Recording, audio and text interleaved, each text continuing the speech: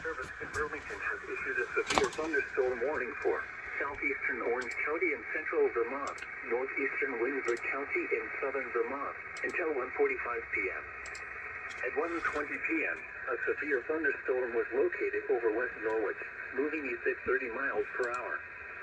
Hazard, 60 miles per hour wind gusts and quarter-size hail. Source, radar indicated. Sharp behavior and conservation Minor hail that can be damage traced to to vehicles is possible.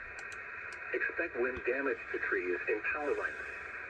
Locations impacted include Norwich, Thetford, Sharon, Thetford Hill State Park, Thetford Center, Hartford, Stratford, Fairleigh, Palm Springs, Thetford Hill, South Stratford, East Thetford, Union Village, Pompanusick, Easterly, West Norwich, Union Village Dam Recreation Area, West Hartford and North Thetford. For your protection, move to an interior room on the lowest floor of a building.